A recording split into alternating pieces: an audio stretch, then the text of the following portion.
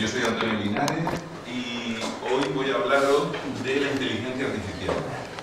Entonces, lo que vamos a ver es una introducción desde cero, de cómo arranca la inteligencia artificial, de cómo se empieza a construir toda la teoría de la inteligencia artificial, y vamos a dar una suficiente base para que empecéis vosotros ya a discutir y a analizar estos conceptos, y finalmente vamos a irnos al uso de la herramienta más vanguardista ahora mismo en inteligencia artificial, que es TensorFlow, desarrollada por Google, ¿vale?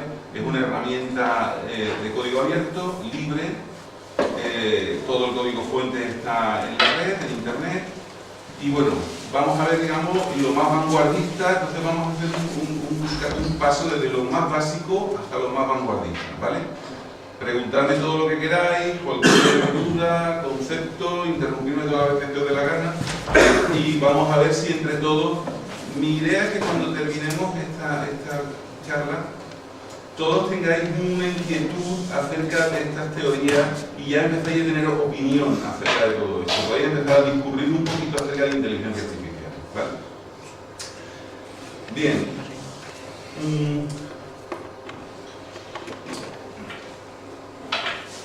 Vale. Lo primero que quiero que empecemos a reflexionar es, actualmente la mayoría de nosotros llevamos en el bolsillo un teléfono móvil, usamos ordenadores, estamos utilizando aparatos conectados a internet, usamos Google, es decir, vivimos en una era de la información en la que hay muchísima información, pero ahora hay que hacer como un alto en el camino y decir, realmente toda la información que manejamos, ¿en qué consiste? ¿Qué es realmente la información? ¿Qué es lo que se está moviendo por el teléfono, por los ordenadores, por internet? ¿Ahí qué es lo que circula?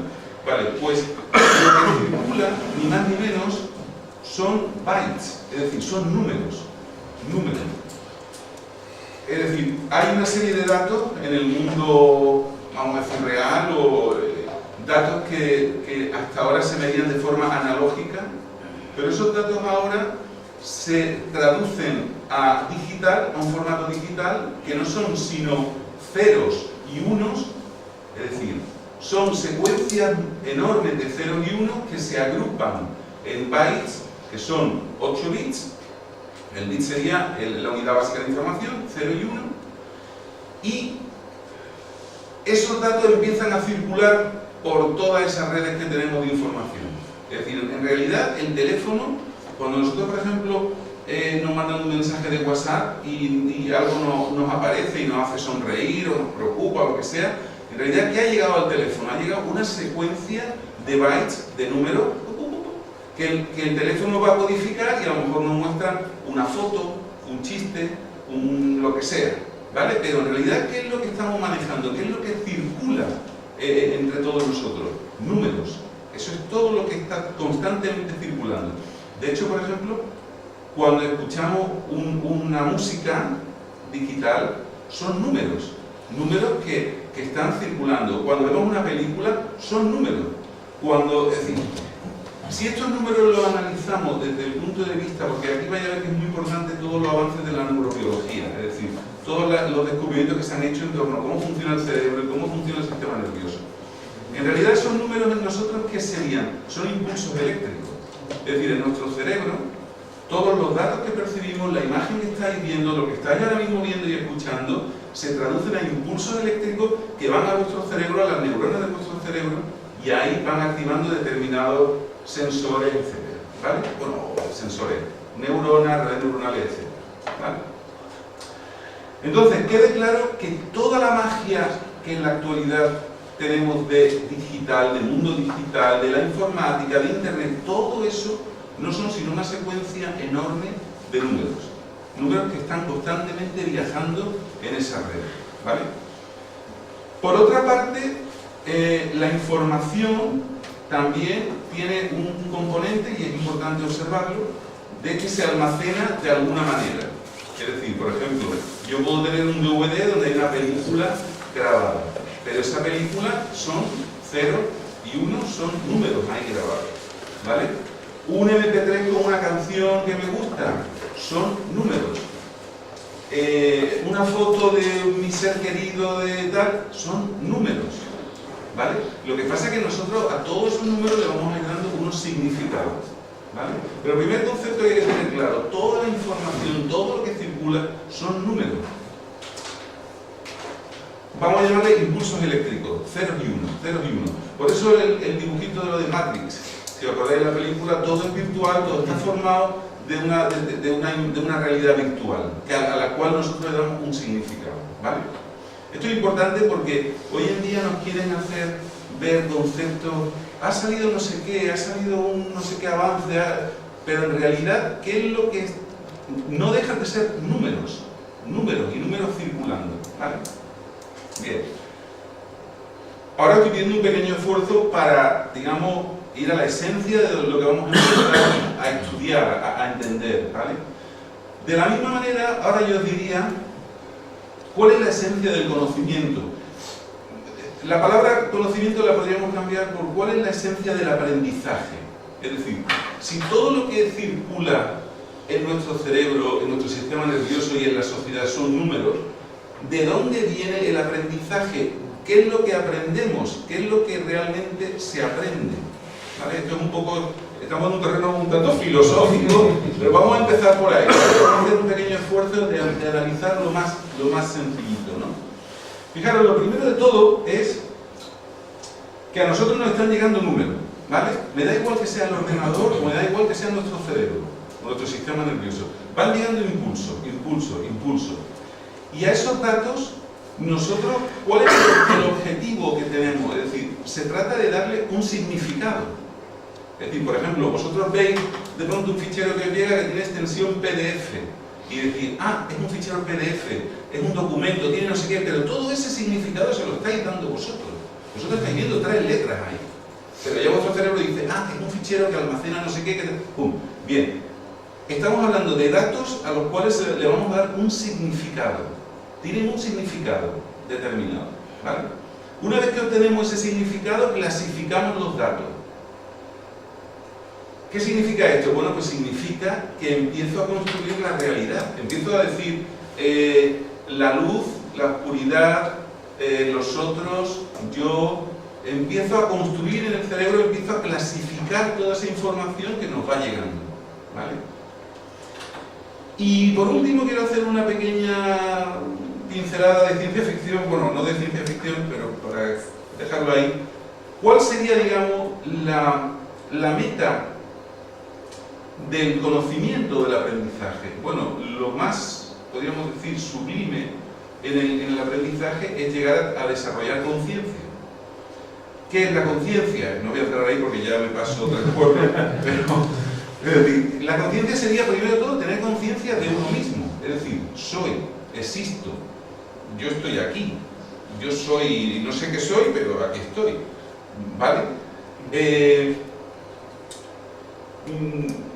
Sería como, digamos, el desafío más trascendente del aprendizaje, ¿vale?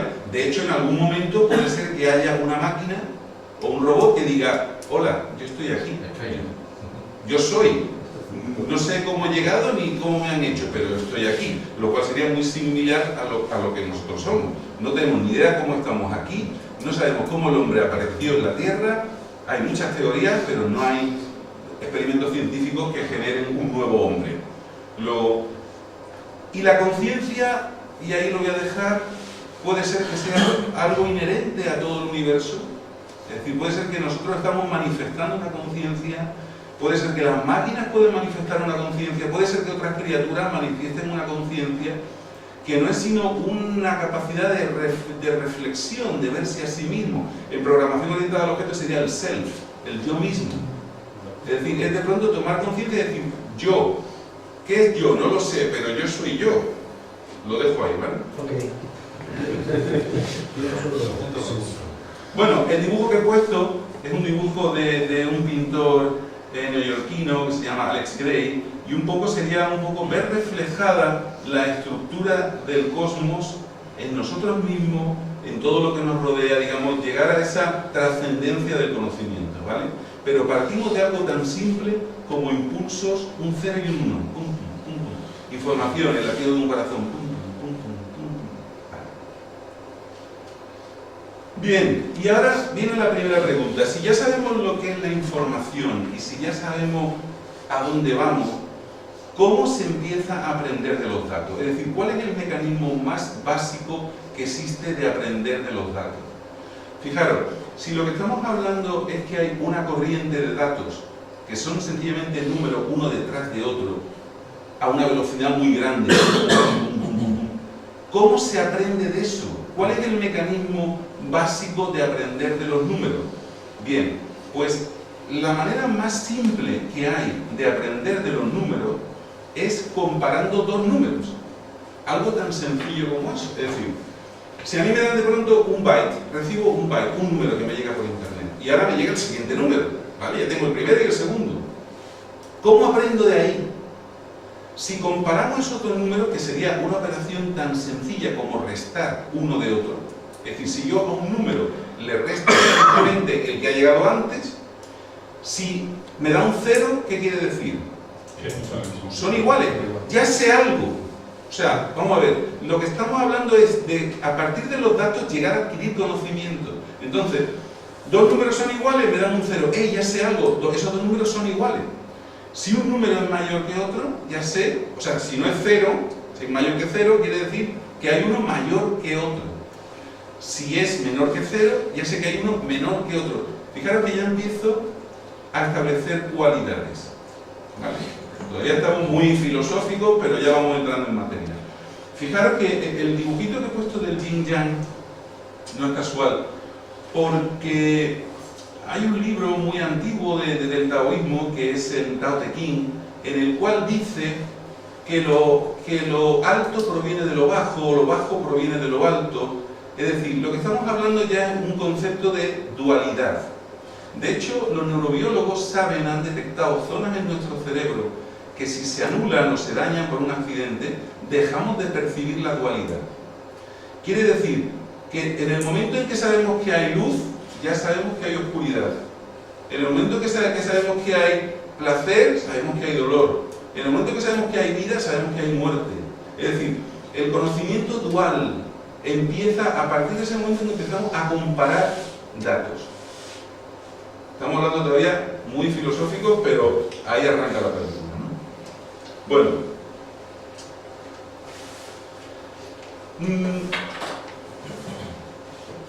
Hay un señor que establece ya la primera revolución. Aquí podríamos decir que es el arranque de la inteligencia artificial. En 1958, Rosenblatt era un neurobiólogo. El hombre también, bueno, era un gran científico, le gustaba muchísimo la informática, matemáticas, todo. Él ya había estudios muy avanzados acerca de la neurona, ¿vale? Y él lo que hace es que observa cómo funciona una neurona y dice, bueno, voy a ver si entiendo el esquema básico de funcionamiento a nivel lógico de la neurona, ¿vale? Esto es muy importante, os voy a decir una cosa, muchos de los avances que se están haciendo actualmente en inteligencia artificial provienen de avances hechos por los neurobiólogos. Por ejemplo, hay unas redes neuronales que ahora utiliza mucho Google, que son las redes convolucionales. Bueno, la palabra es rarita, ¿vale? Bueno, pues esas redes convolucionales se han desarrollado a partir de observar las neuronas en la retina de determinados animales. Es decir, se está aprendiendo mucho de cómo funciona el sistema nervioso en distintos seres, ¿vale? En distintas especies, y a partir de ahí se están aplicando esos conocimientos a la informática. Entonces, este señor, ¿qué es lo que hizo? Este señor dice, bueno, sabemos cuál es la estructura de una neurona, ¿vale? La neurona tiene un núcleo, ¿vale? Tiene una serie de dendritas que son unas ramificaciones por donde le llegan unas señales, luego tiene un axón, digamos, lo que sería una salida, y que esa salida tiene como unas terminaciones, ¿vale? Fijaros una cosa, la neurona es la unidad básica, la célula especializada en conocimiento o en análisis de información en todas las criaturas que tienen un sistema nervioso. Entonces, estamos hablando de criaturas muy simples a nosotros. Es decir, la neurona es la célula especializada en manejar información. Entonces este señor, ¿qué es lo que hizo? Digo, bueno, pues voy a ver si entiendo cómo funciona la neurona y voy a ver si eso lo puedo traducir a algo matemático o algo informático, ¿vale? ¿Y qué es lo que dice este señor? Pues dice, bueno, la neurona tiene una serie de entradas, cada entrada tiene un peso. Ahora veremos lo que significa el peso. Básicamente, el peso es la importancia que le damos a cada entrada que recibe la neurona, ¿vale? Se realizan unos cálculos con esas entradas. Básicamente lo que se hace es sumar cada entrada por su peso, ¿vale? Y se genera una salida, ¿vale? Esa salida puede ser que se genere o no si se alcanza un determinado valor de umbral, puede ser además que se le aplique lo que se llama una función de activación, que sería como unas condiciones. Bueno, si se cumple tal cosa, dispara la salida. Si no se cumple tal cosa, no dispara la salida, ¿vale? Bueno, la fórmula matemática a este diseño que este señor concibe se le llama el perceptrón. Él le puso de nombre perceptrón, ¿vale?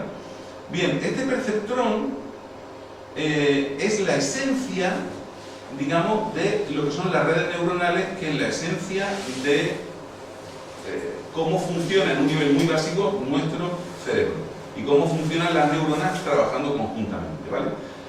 Ahora lo que os voy a enseñar es que realmente esto es un paso solamente por encima. Está muy bien, pero... Está muy bien.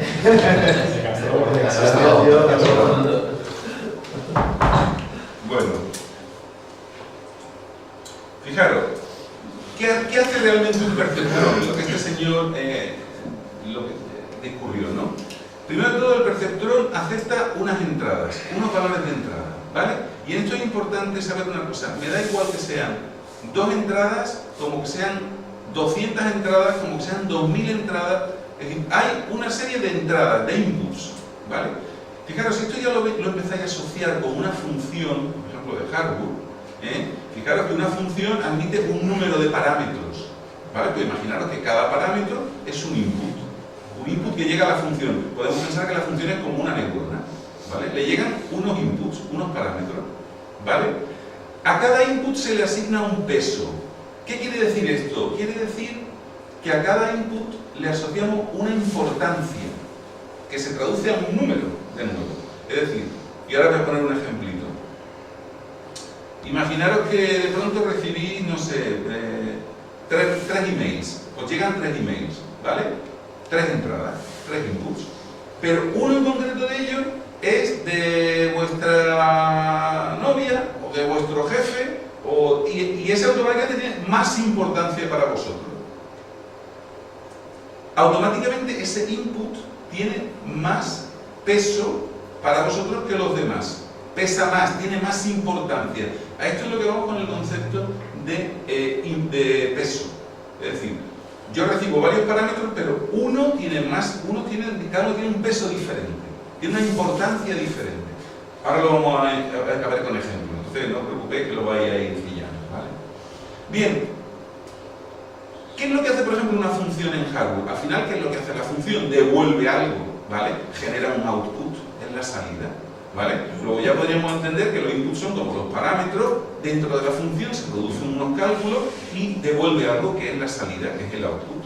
Bien, y aquí empieza cómo se empieza a aprender, para entender cómo se empieza a aprender de la neurona.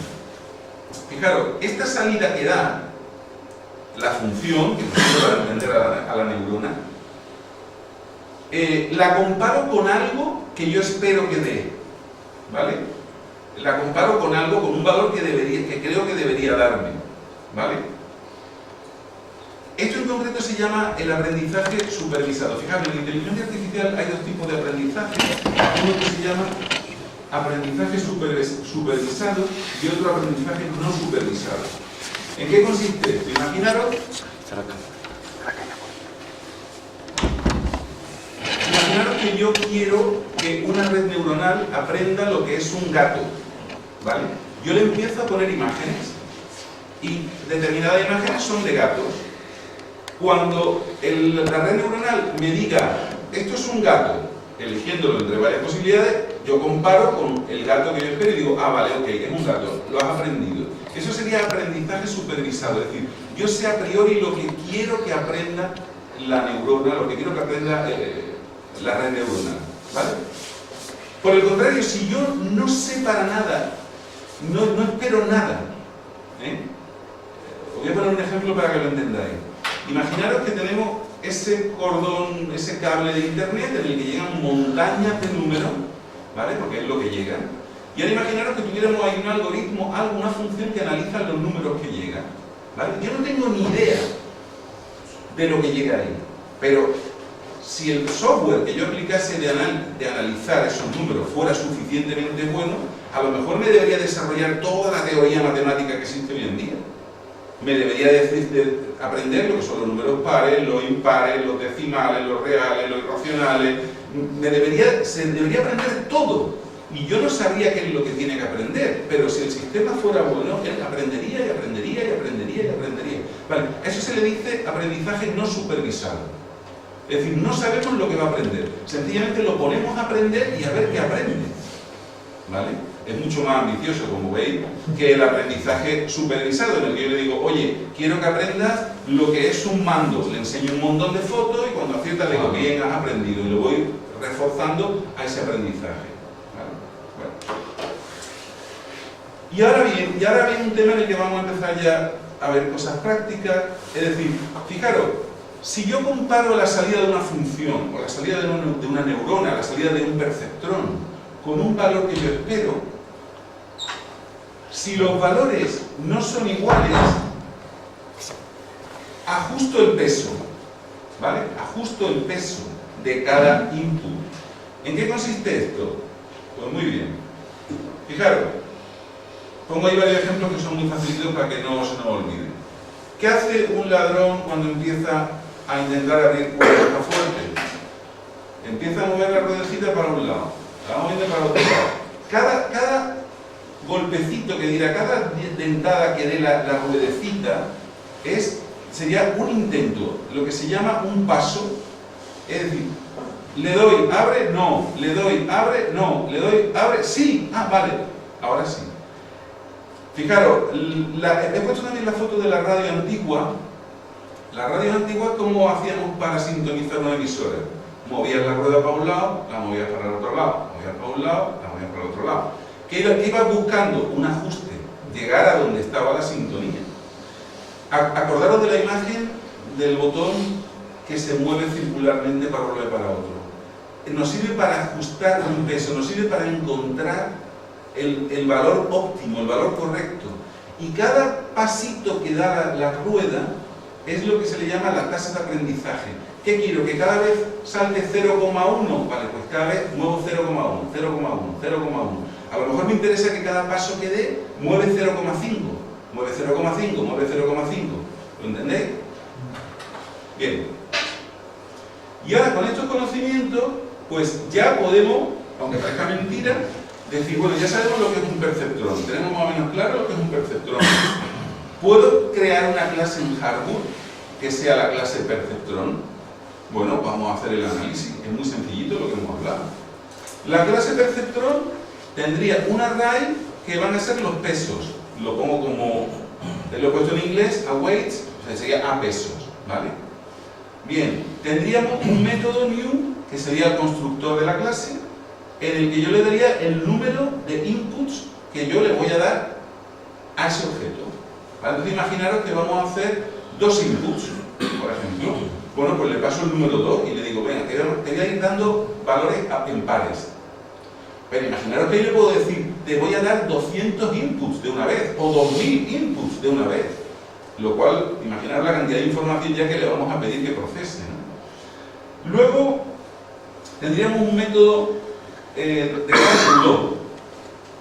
Fijaros aquí. El método de cálculo, yo le doy un array de inputs, ¿vale? Y fijaros qué simple el método. lo único que hago es que a cada input lo multiplico por su peso y obtengo una suma de todo ello. Eso sería, digamos, decirle al perceptrón, bueno, dime qué valor tienes. Tienes unos inputs, tienes unos pesos, dime qué valor te sale. Claro que la idea, si alguno se pierde, que lo diga y vamos intentando que nadie se quede atrás. Estamos en conceptos muy sencillitos, ¿vale? Eso sería la forma de decirle a un perceptrón, oye, te doy un array con unos valores, dime qué te sale, ¿vale? Fijaros que para calcular eso que sale, él utiliza los pesos. Está utilizando un array de pesos, ¿vale? Bien. Y ahora, ¿cómo aprendería? Fijaros, porque esta es, lo que vais a ver aquí es la esencia de la inteligencia artificial. A mí me hace mucha gracia porque cuando le dan tanto hype, tanta expectativa a la inteligencia artificial, no sé qué, y cuando tenéis claro esto que vais a ver ahora, decís, pero sí que la inteligencia artificial es la mayor chorrada que se ha inventado. Es decir, Pues la pagan bien, ¿eh? Sí, la pagan muy bien. Bueno, de hecho, el otro día leí, en el New York Times salió un artículo que decía que solamente se estima que hay unas 10.000 personas en el planeta que tienen nivel técnico suficiente de inteligencia artificial para desarrollar estas historias. Y se está pagando súper bien. Y además lo están pagando empresas, las grandes multinacionales del software están pagando mucho dinero y sin pedir nada, solamente pedir progreso, pero no piden ahora mismo, digamos, resultados ni beneficios. Están poniendo dinero para que esto avance, ¿no? Pues fijaros la esencia del perceptrón, porque esto es lo más bonito de la inteligencia artificial, es que estáis viendo cómo arranca toda esta película, ¿no? Fijaros, yo le voy a decir al perceptrón un método que le digo aprende, ¿vale? Y le paso los inputs, o sea, le paso los valores de entrada y le digo el número que yo espero, ¿vale? Este número que yo espero es lo que hemos hablado del aprendizaje supervisado. Ahora vamos a ver el ejemplito, tranquilos que ahora lo vais a ver mucho más fácil. Es decir, yo digo, quiero que salga esto, eso es mi valor que yo espero, ¿vale? Imaginaros que en vez de ese número quiero un gato, quiero un caballo, quiero una foto de no sé qué, quiero algo y te doy una entrada, a ver si acierta o no acierta, ¿vale? Bien, primero de todo se calcula la suma de todas las entradas por sus pesos. Si el valor es menor, bueno, en este caso ojo que para este ejemplo solamente estoy trabajando, por simplificarlo, con el peso el primer peso, es decir, estoy aquí usando aweights de 1, que es una reducción, pero es para no complicarlo, ¿vale? Lo que le digo es, si te has quedado por debajo, acordaros de la ruedecilla del ladrón que aumenta, pues muévelo un poquito. ¿Y cómo lo muevo un poquito? Le sumo 0,1. ¿Qué me he pasado? Quítale 0,1. Y acordaros del tío que está al lado de la puerta y hace tic, tic, tic, tic, tic, tic, me he pasado, no llego, me he pasado, ¿entiendes? Así se produce el ajuste dentro del perceptrón. Así como el perceptrón va ajustándose a lo esperado, sencillamente sumando o restando, afinando el tema, o sea, afinándose. Bueno, vamos a ver una pequeña.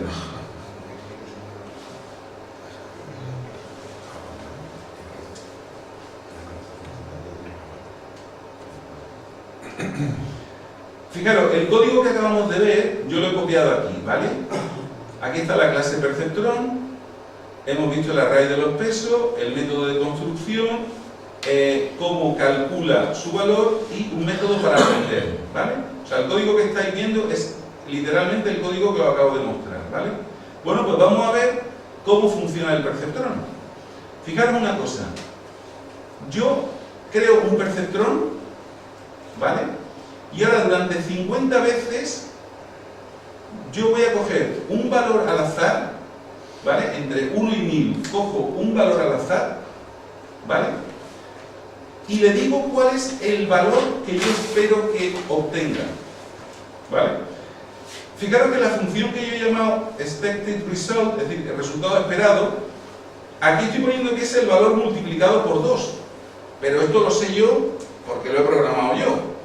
Imaginaros que esa función nosotros no tenemos ni idea. Es decir, imaginaros que tenemos una base de datos con unos valores, yo no sé de dónde vienen esos valores. En este caso lo estoy generando yo sé qué valores son, ¿vale? Entonces, fijaros, yo cojo un número al azar ¿vale? Y calculo el doble de ese número. Ahora vamos a ver cómo le pongo cualquier número y veréis cómo lo aprende. Y ahora lo entreno la red neuronal, o sea, entreno el perceptrón, lo tengo un rato, 50 veces ahí, bom, entrenándolo, ¿vale? Y ahora digo, bueno, vamos a ver qué peso ha calculado. O sea, vamos a ver el perceptrón a qué peso ha llegado. Es decir, qué numerito ha obtenido. Y encima le digo que me calcule el valor para uno cualquiera, a ver si ha aprendido a calcular lo que yo le he entrenado. No sé si queda claro o si alguno se pierde o quiere. Es muy sencillito el concepto, pero a lo mejor de tan sencillo despista, ¿no? Vamos a echarlo a andar, fijaros. Voy a entrenar 50, o sea, ahora mismo estamos trabajando con un solo perceptrón. Y empezar a pensar que una red neuronal pueden ser cientos de perceptrones, funcionando en serie y en paralelo. Ya lo vamos a ver. Pero ahora estamos entrenando a un solo perceptrón, ¿vale? Bueno, pues 50 veces lo voy a entrenar, le voy a empezar a enseñar algo que él no sabe lo que yo le enseño. Él lo único que va a saber es si acierta o no acierta. Y conforme acierta o no acierta, se va ajustando. Él solito se va ajustando. Bueno, pues lo he hecho andar y me dice que el peso que él ha estimado como correcto es 2. Él no sabe que yo he usado la función multiplicándolo por 2, pero él dice, aquí me sale un 2. Y si le digo, calcúlame el valor que le corresponde a 5, me dice 10. O sea, con esta tontería del ajuste del 0,1 y el sumarle o restarle el 0,1, ya tengo un perceptrón aprendiendo en base a unos números que le estoy dando. Fijaros, imaginaros que ahora yo cojo la función que me calcula el valor. Fijaros que esta función que calcula el valor resultante no tiene nada que ver con el perceptrón. Estos son datos de los que yo voy a alimentar a mi perceptrón, ¿vale? Bueno, pues ahora imaginaros que le voy a dar un 3. En vez de un 2 le doy un 3, o le puedo dar lo que me dé la gana. Él no sabe lo que yo le voy a dar. Él va a buscar lo que yo quiero que dé. ¿Entendéis? Bueno, pues si ahora le doy un 3 y lo echo a andar, ya sabe que es un 3. ¿Nos dejas ver la función que está abajo? Bueno, fijaros, voy a terminar esto 3 y me da un 15. Dice, si tú me das un 5, yo te doy un 15. Y es que ha aprendido a multiplicar por 3. Fijaros. La función de aprendizaje lo que hace primero es calcular cada input por su peso y compara los resultados y se empieza a ajustar. ¿Vale? Se empieza a ajustar. Y yo empiezo a interrogar ya el perceptrón y me empieza a decir lo que va calculando. ¿Vale? Yo puedo poner aquí lo que me dé la gana. O sea, quiero que entendáis la simplicidad y la belleza del perceptrón. Sencillamente es una mini función que va buscando por ajuste y error el valor que yo le doy. O sea, él empieza a aprender ajustándose hasta que dice, ¿para mí qué es esto? Le pregunto, y ha acertado. De hecho, yo le puedo poner aquí el valor que quiera, no sé, imagina que le pongo un 7. Esta función es mía, yo sé aquí que le pongo un 7, pero si yo quitara esto de aquí y a lo mejor lo recibo en un code block, yo no sé de dónde viene ese número, yo no sé qué número es, pero lo he hecho andar y me dice, bueno, aquí he hecho algo más. Bueno, ojo con una cosa, espérate un momento. Ya que dar el bucle más Sí, bueno, porque también os digo una cosa. Por ejemplo, yo he puesto. Súbele, si le pone, en vez de 50, le pone 500. Posiblemente necesitas más aprendizaje. Vamos a ponerle un poquito más para ver hasta dónde llega. ¿Vale? Vamos a intentar con un 7, por ejemplo. ¿Vale? A ver qué pasa. 7. ¿Veis? O sea, ¿qué ha necesitado para aprender? Ha necesitado más entrenamiento. Más entrenamiento. Ahora, fijaros una cosa. ¿Por qué hay tanta obsesión ahora con el tema de mejorar la velocidad para la inteligencia artificial?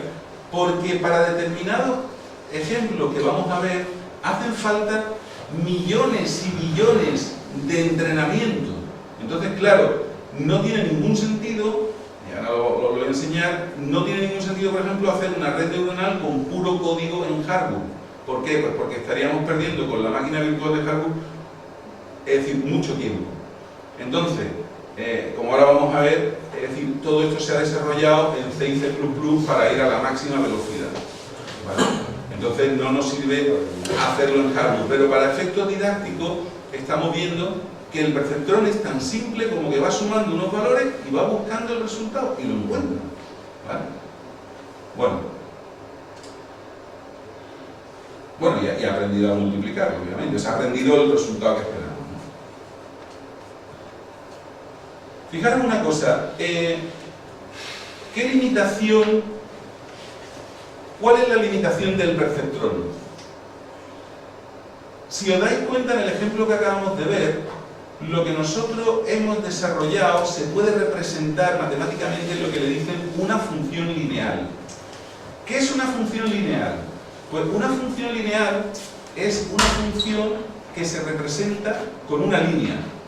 Entonces, fijaros, por ejemplo, en el ejemplo del 2, si yo le doy un input de 2, me da un 4. Si le doy un 3, me da un 6. Si le doy un 4, me da un 8. Eso uno los resultados y ¿qué obtengo? Una línea. Por eso se llama funciones lineales. Entonces, ¿qué pasa con el perceptrón? El perceptrón solamente puede resolver una función lineal, no llega más. Es todo lo que puede hacer, ¿vale? Pero sabemos que en la vida real no todos los problemas que vamos a analizar se pueden representar como una función lineal. ¿Y cuál sería una función no lineal? Pues, por ejemplo, ahí tenéis ese garabato. Ese garabato, si yo lo quisiera analizar como una función lineal, no puedo. No, es decir, en pocas palabras, con un solo perceptrón puedo resolver una línea. Puedo resolver un problema que se representa como una línea. Pero cuando la línea es curva a lo bestia, no puedo usar un solo perceptrón. ¿Y dónde fue, digamos, el gran avance de la inteligencia artificial? Pues se dan cuenta que cuando se combinan varios perceptrones, como ahora vamos a ver, ya puedo analizar ese tipo de líneas. Y cuando esto se llega a una dimensión mucho más grande, ya vamos a ver, de muchas capas de perceptrones, ya puedo analizar lo que me dé la gana. Y fijaros, por ejemplo, esa chica que he puesto como un ejemplo para inspirarnos, está dibujada con líneas, pero ahí hay mucho más que líneas. Ahí ya hay muchísima más información. De hecho, nosotros vemos eso y no estamos viendo líneas, estamos viendo una mujer. Pero no igual una mujer, a lo mejor te evoca a una amiga que conociste, o te evoca a vete a saber qué te evoca. ¿Vale? Esto es básicamente los pasos, digamos, los desafíos que se plantea la inteligencia artificial. El perceptrón resuelve una línea. Múltiples perceptrones ya pueden resolver funciones no lineales, funciones muy complicadas, ¿vale? Si a vosotros os plantea un cliente un problema de, oye, tengo estos datos y necesito no sé qué, y tú dices, vale, pues aplico una fórmula que tanto por tanto me va a dar esto, pues ya lo tengo, claro, venga, lo pruebo y me salió, vale. Pero si el problema que os plantea vuestro cliente es como el garabato, hay montañas de inputs, montañas de variaciones y tal, ya no hay cojones, ya no hay manera de encontrar una fórmula que te lo resuelva. Porque es tan complicado, hay tantos parámetros, tantas variaciones, que nosotros ya, nuestro cerebro no es capaz de encontrar una función lineal, porque es que no la hay. Vamos a algo más complejo. Y si ya estamos analizando imágenes, un ejemplo, vamos a pensar que estamos analizando n dimensiones de inputs, muchísimos inputs, ya ahí nosotros nuestra capacidad cerebral de analizar no llega, pero la red neuronal sí llega a eso.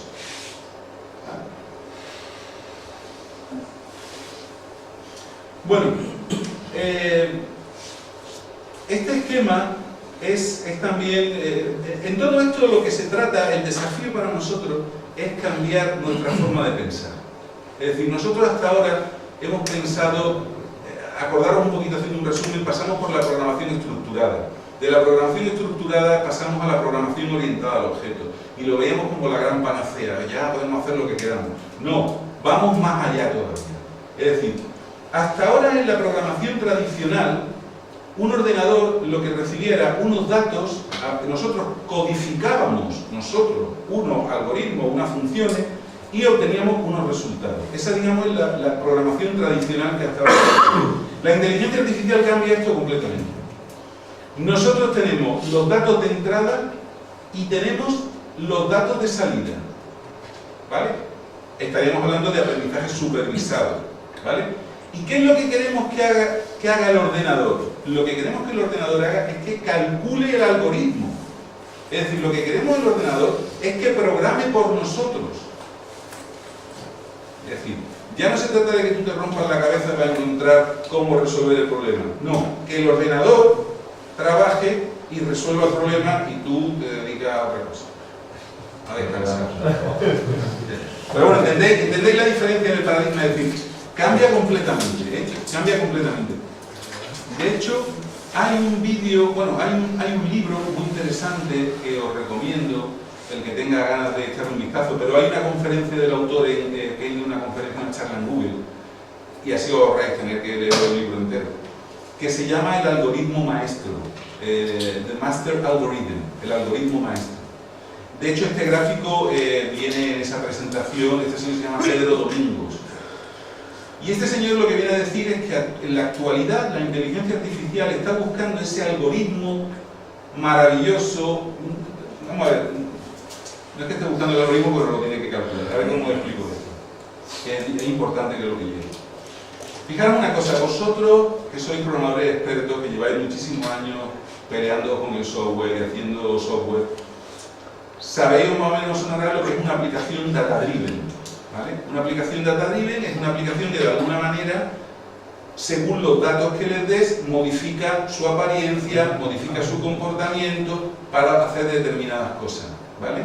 Por ejemplo, cuando tú tienes un fichero de configuración, ¿qué es lo que estás haciendo en tu aplicación? Que según la configuración muestra unos colores, muestra unas opciones, le dé acceso a un usuario, etc.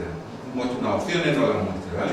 Eso es lo que se acuñó el término una aplicación data-driven, porque según los datos de la configuración, la aplicación de alguna manera se transforma, ¿vale? Es una especie de camaleón que se va a modificar en base a esa configuración, ¿vale? Bueno, pues dar un salto mortal desde ahí y pensar ahora en una función data-driven.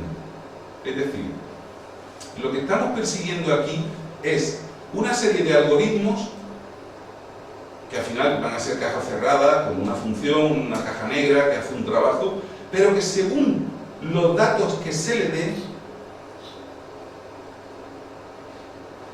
produce unos resultados diferentes. Estamos hablando no de que el comportamiento cambia por un fichero de configuración, ni siquiera varias cosas que hace el programa cambian por un fichero de configuración. Estamos hablando que incluso los cálculos que hace el programa cambian en función de los datos que les damos, ¿vale? De hecho, ¿qué se hace con una red neuronal? Se la entrena. De hecho, los entrenamientos están tardando. Google, por ejemplo, hay entrenamientos que hace que a lo mejor tardan una semana o más tiempo. Se le está entrenando con billones de datos. Cuando han terminado de entrenarla, esos pesos que hemos visto que se van ajustando se salvan a un fichero externo y ya tenemos la red entrenada. Ahora llega otro señor a usar la red y no necesita entrenar la red una semana, sino que coge ese fichero, lo carga y ya tiene una red entrenada de una semana. Luego ese fichero que cogemos es como un data-driven de esas funciones que se van a comportar de una manera o de otra, ¿vale? Es una forma de entender un poquito lo que estamos persiguiendo, ¿no? Vale. Entonces hemos visto que el perceptrón tiene la limitación de que solamente puede resolver una función lineal. Si queremos ir a funciones no lineales necesitamos otro modelo. Y aquí es cuando se inventa el concepto de red neuronal, ¿vale? La red neuronal, digamos, hay muchas maneras diferentes de hacerla, pero esta es la más genérica. Tiene una capa de entrada, ¿vale? Luego tiene una o múltiples capas ocultas, ya veremos por qué se le dice así, y luego tiene una capa de salida. Cada redondelito que estáis viendo aquí sería un perceptrón, ¿vale? Entonces, los perceptrones de la primera capa serían los inputs de la red neuronal. Ahí vamos a meter los numeritos que vamos a analizar, esos numeritos empiezan a moverse o a hacer cálculos por toda esa red, ¿vale? Y al final dan unos valores de salida. Bien, esto fue, digamos, el mayor avance después de lo que hace Rosenblatt con el descubrimiento, con la invención del perceptrón, ¿vale? Y esta es la red neuronal. Entonces, esta red ya permite resolver problemas que no se representan como una función lineal. Esto ya permite resolver garabatos muy complicados y es capaz de resolverlo, ¿vale? Bueno, los estudios de la red neuronal no se completan hasta que no se llega unos años posteriores al estudio de la propagación, lo que se le llama la propagación hacia atrás. Propagación hacia atrás. ¿Qué significa la propagación hacia atrás? Pues significa que la información en la red neuronal viaja hacia adelante y hacia atrás. O sea, hacia adelante intenta hacer unos cálculos, hacia atrás se corrigen los pesos. Vuelve a hacer unos cálculos, vuelve a corregir los pesos. Así, miles, millones, billones de veces, hasta que los pesos se van corrigiendo. ¿Cómo se sabe que la red va aprendiendo? La red se va aprendiendo porque los errores, hemos dicho que el error es la diferencia entre el valor esperado y el valor calculado. Cuando la diferencia entre el valor esperado y el valor calculado se reduce, el error va reduciéndose. Conforme el error es más pequeño, la red va acertando más y está más entrenada, ¿vale? Entonces, la propagación hacia atrás, bueno, esto se descubrió con posterioridad y ya completó, digamos, el estudio de las redes neuronales. Es decir, la información viaja hacia adelante y hacia atrás, hacia adelante y hacia atrás. Y los pesos, esa ruedecita, que imaginaros que cada perceptrón, cada bolita de esta, cada circulito, dentro tuviera muchas ruedecitas, que son los pesos. Cuando la información se mueve así, los pesos lo que van haciendo es clic, clic, clic, clic, clic, clic, clic, ajustándose. Cuando lo hemos entrenado miles de veces, ya están ajustados los pesos. La función ya ha encontrado el algoritmo maestro que resuelve el problema, ¿vale? Bueno, estas fórmulas que veis aquí no hay que sabérselas, pero se pueden deducir matemáticamente, hay información en internet, sería por curiosidad saber en qué consisten, ¿vale? Bueno, de hecho, quiero mostraros una cosa un momento, bueno, ahora lo enseño. He puesto todos los ficheros que estoy mostrando hoy, he hecho un repositorio en Bitbucket, entonces ahora os voy a dar la dirección para que cojáis todo, o sea, no tenéis que preocuparos de copiar ni nada, ahí va a estar todo, incluso también, no lo he puesto, pero pondré la presentación, ¿vale? Con lo que tenéis todo ahí, no tenéis que copiar, toda la información está ahí, ¿no? Ahora después, si tenemos tiempo, os voy a enseñar una demo muy buena que tienen hecha, un playground que tienen hecho los de TensorFlow. Paradójicamente, esta demo no está hecha con TensorFlow, han creado otra red especial para esta demo, pero es muy visual y bueno, pues se ve el tipo de problemas que resuelven las redes neuronales, ¿no? Bien. Depende del tiempo que tengamos, pero bueno, tampoco me quiero extender mucho. Bien, vamos a hacer un resumen de lo que hemos aprendido, ¿vale? Primero, los datos están en todas partes. La información analógica puede ser pasada a información digital y luego podemos captar datos de todo lo que nos rodea usando determinados sensores. Por ejemplo, una cámara de vídeo va a coger la imagen y la transforma a digital, que son números. Si estuviéramos grabando el sonido, coger la onda de sonido y la transforma a números. Todo puede pasar de analógico a digital. Bien, aprender de los datos básicamente es comparar sus valores. Esa es la esencia del aprendizaje, la esencia de cómo aprendemos de los datos, comparando esos datos. El perceptrón imita a una neurona del cerebro, ¿vale? Se descubrió, se conocían ya avances de nuestro sistema nervioso y dijeron, bueno, vamos a intentar hacer un software que simule muy toscamente y muy básicamente lo que hace una neurona. Una neurona hace infinitas cosas más, pero bueno, su funcionalidad puede ser representada con un perceptrón. La red neuronal usa múltiples perceptrones. Hemos visto que uno solo no sirve para resolver todo. La red neuronal necesita datos para ser entrenada. ¿Por qué Google durante tanto tiempo ha querido correos, ha querido imágenes, ha aceptado todo, ha dado espacio libre y gratis de mantenimiento? Porque necesitaba muchísima información. ¿Para qué? Para entrenar todo lo que están entrenando y haciendo. Hace poco leí una frase muy buena de uno de los ingenieros que trabajaron en Google Books. ¿Sabéis que Google Books cogieron todos los libros y los digitalizaron? Bueno, uno de los ingenieros que trabajó en el proyecto que los libros no se habían digitalizado para los humanos. Creo que la frase es bastante clara. Es decir, ellos lo que pretenden en algún momento es toda esa información dársela de hecho lo están haciendo a redes neuronales suyas que van a aprender. Entonces, mucha de la información que nosotros le damos alegremente a todos estos gigantes de la información la están usando para aprender de nosotros y para saber mucho. Bueno, de nosotros saben ya, el perfil nos tienen clavado, o sea, todo lo que hacemos. Impresionante, pero estamos hablando ya a niveles muy grandes, a niveles sociales, a nivel... esas máquinas son 24 horas aprendiendo de toda la información que les damos. Sí, de hecho hace poco Adnan estuvo en la SER, entonces el país sacó un artículo y a lo que se dedica, el último trabajo que tiene es en inteligencia artificial de una empresa que vende su inteligencia artificial a los call centers. ¿Qué hace un call center? Cuando te identifica por tu nombre, automáticamente el sistema busca en todas las redes sociales, es capaz de saber si eres un hombre o una mujer, tu raza, tus preferencias, y entonces son capaces de redirigirte a la persona del call center que más se ajusta a tu bio. ¿Cómo lo han hecho? Pues eso, enseñando a un sistema que cuando eres negro te gusta la voz grave y cuando eres blanca pues te gusta la voz. No se diga eso. Exacto, es decir, por eso es un poco toda esa oferta maravillosa y muy generosa de venga, espacio de almacenamiento gratis, cuenta gratis, que poco menos que era dame tus datos que yo los voy a ir analizando. De hecho, hace poco publicaron el resultado de lo que habían hecho el primer estudio que habían hecho con la inteligencia artificial no guiada sobre los libros, y habían hecho un sistema que aprendió todo eso que estaba escaneando en los libros y resultó que el sistema era racista, machista. Tenemos 20 siglos de literatura, o 10 siglos de literatura completamente. Hay otro ejemplo muy bueno de eso. Hace poco, recientemente, entrenaron un sistema para jugar al póker. Y el caso es que el sistema ganó, o sea, ganaba las partidas.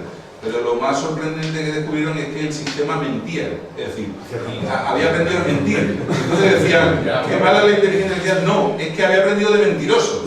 Entonces, él había aprendido cómo el hombre mentía y él también había aprendido a mentir. Sintomático. ¿Qué pasada? Bueno, Tiene un fallo, se aprende de nosotros una lleva clara. Bueno, la red neuronal, una vez entrenada, puede predecir resultados. A esto es lo que vamos. Es decir, una vez que tiene suficiente entrenamiento, ya podemos preguntarle y él nos va a decir cuál es. Ojo, la red neuronal nunca te da una exactitud de un 100%.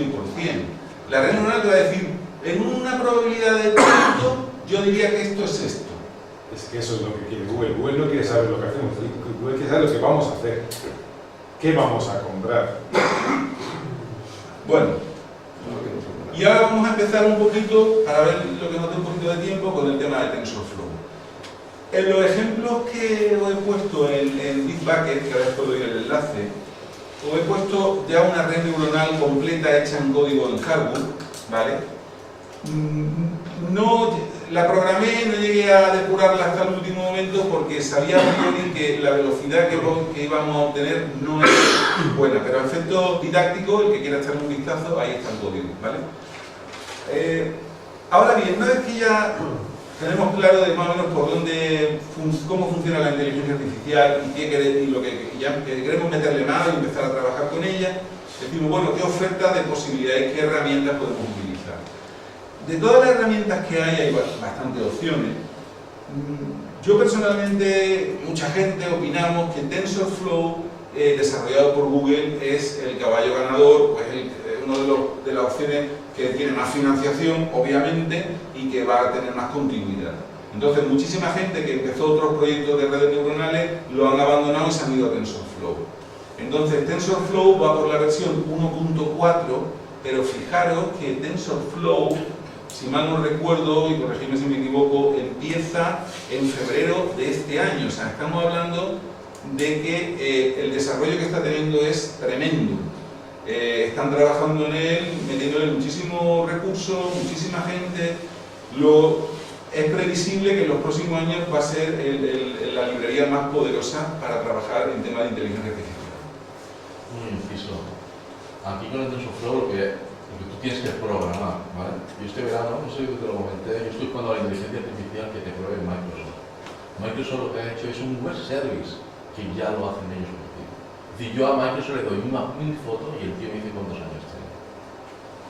Le pido un vídeo y me analiza todo lo que hay, lo que está ocurriendo en tiempo real en ese vídeo. Sí, pero te digo una cosa, vamos a ver.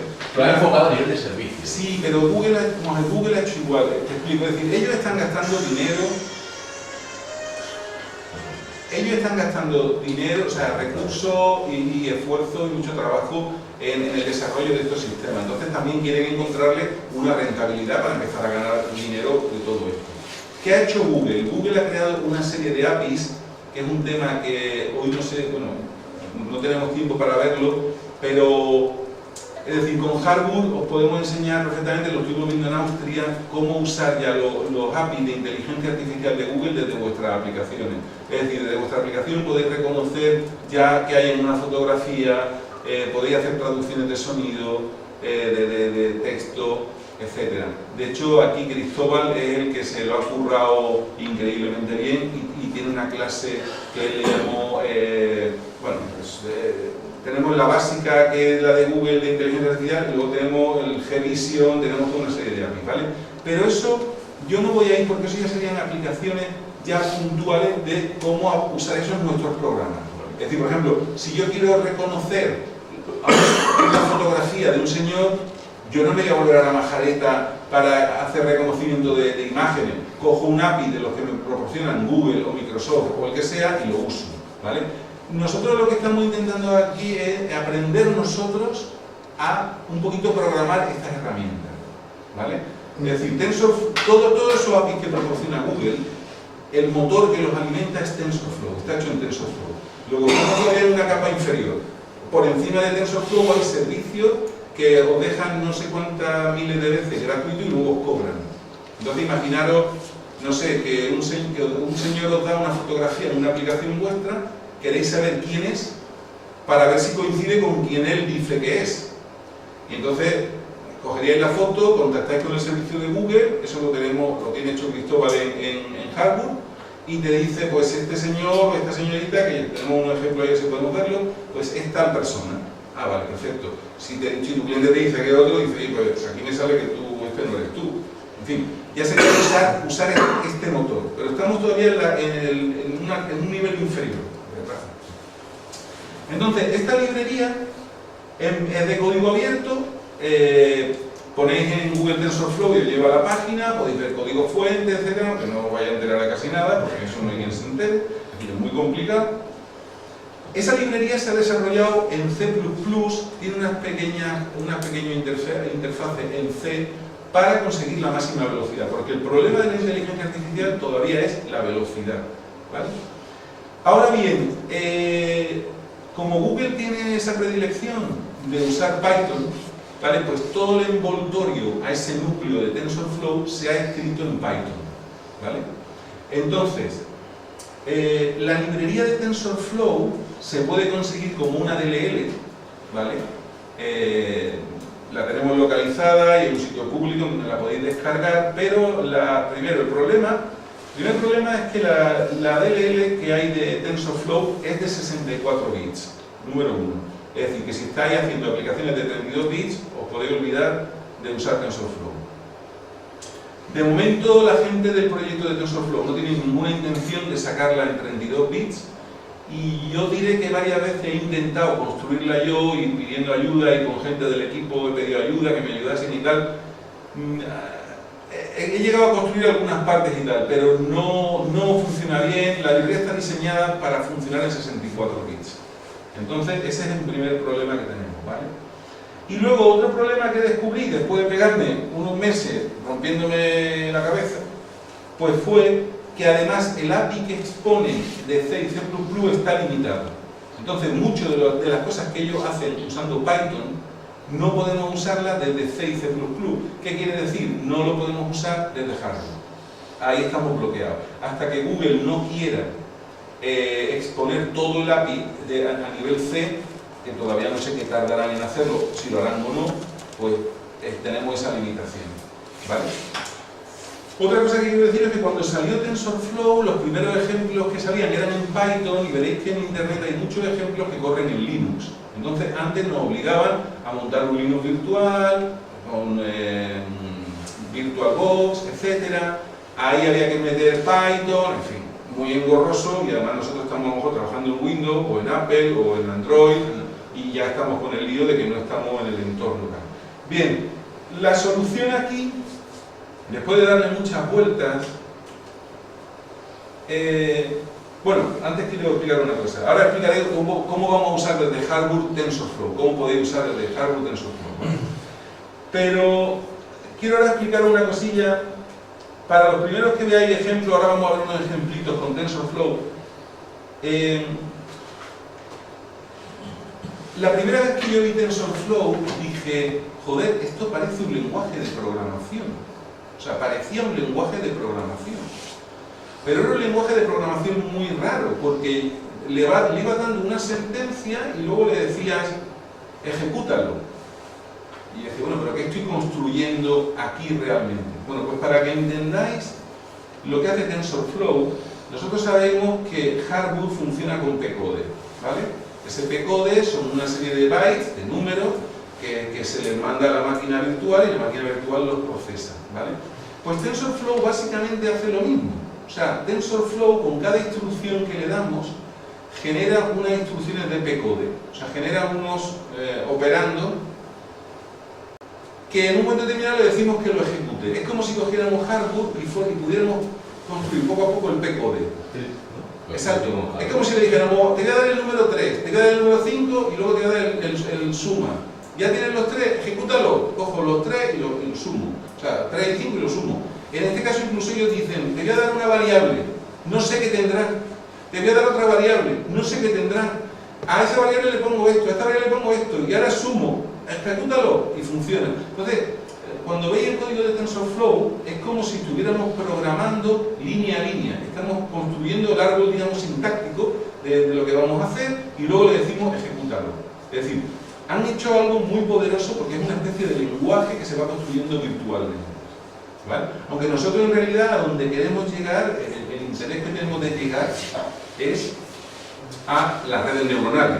Ahora mismo no quiero entrar en las profundidades de TensorFlow. Quiero decir cómo resuelvo un problema concreto de inteligencia artificial, ¿vale? Si tenéis curiosidad en lo que hemos hablado, pues cualquier PRG de Harbour que compiléis con el flag GC2 genera un P-code en el que podéis ver los operandos de P-code de Harbour y los parámetros. Pues básicamente eso es lo que construimos al usar TensorFlow. Por daros una ideita de qué va TensorFlow, porque despista un poco al principio, ¿no? Bien, y ahora vamos mano a la obra. Fijaros, ¿cómo usar TensorFlow? Para un poquito empezar a enredar con esto, ¿no? Lo más sencillo que podéis hacer es, si estáis usando Windows o cualquier otro sistema operativo, es iros a la página de Python, descargar el Python de 64 bits. ¿Por qué el de 64 bits? Pues por lo mismo, porque TensorFlow lo han hecho en 64 bits y solo funciona en sistemas de 64 bits. Entonces, si instaláis, por ejemplo, el Python de 32 bits, no deja usar TensorFlow, no lo admite, ¿vale? Entonces, lo que es aplicaciones de 32 bits, lo siento, pero estamos bloqueados, no pueden usar TensorFlow. Bien, otra limitación que hay es que en la página de Python hay varias versiones de TensorFlow, pero la versión que funciona es la versión 3.6.2. Entonces hay una que es más reciente, pero esa tampoco funciona TensorFlow con ella. Si queréis hacer algo, tiene que ser Python 64 y la versión 3.6.2. En el repositorio que os voy a dar ahora en un momentito, he puesto el ficherito de instalación, para que no tengáis ningún problema.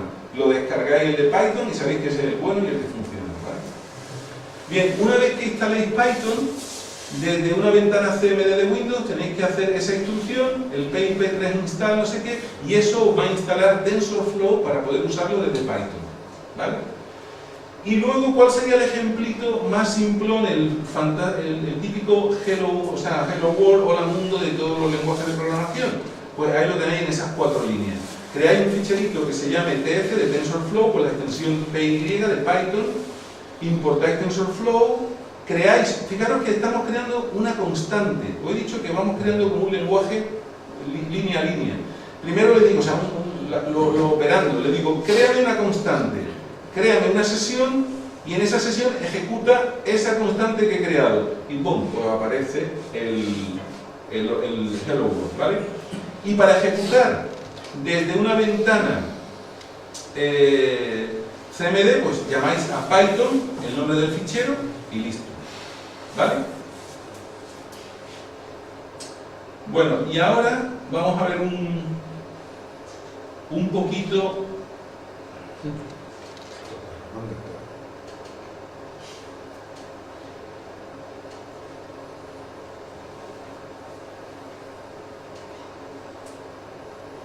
Quiero que veáis un poquito cómo funciona esto, ¿no? Si yo escribo Python y ahora voy a ejecutar un fichero, ahora vemos un momentito que tiene, y le digo, bueno, ejecútame este fichero de Python, ¿vale? Pues le doy.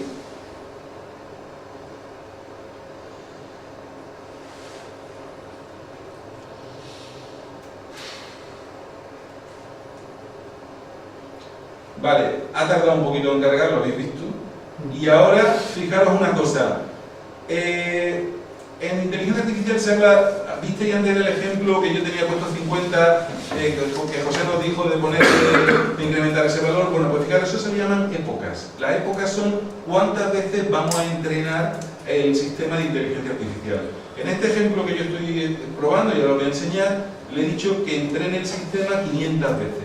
Y fijaros que cada vez que lo entreno, estoy midiendo el error. Si veis, los errores han ido disminuyendo. Fijaros que al final estoy en 0,015, pero fijaros cómo han ido disminuyendo. O sea, la red ha ido aprendiendo. Esto se suele hacer para ver que efectivamente la red aprende, porque si el error no disminuye, ahí nadie está aprendiendo nada. Si el error disminuye, está aprendiendo, ¿vale? Y al final, yo cuestiono a la red con una serie de valores y me da su resultado. Bueno. Una vez que empieza a revisar un poquito TensorFlow, os voy a decir una cosa. La mayoría de los ejemplos que vais a encontrar por internet, la mayoría están repetidos, duplicados y copiados y pegados.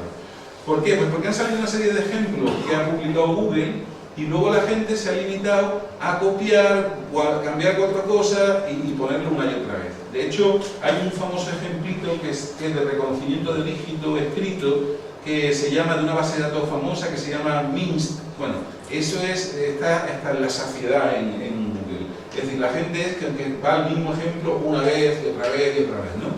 Vale. Entonces, encontrar un ejemplito fresco, nuevo y hecho a mano, pues tiene su mérito y que sea suficientemente instructivo. Entonces, cuando yo empecé a... Cuando empiezo a estudiar...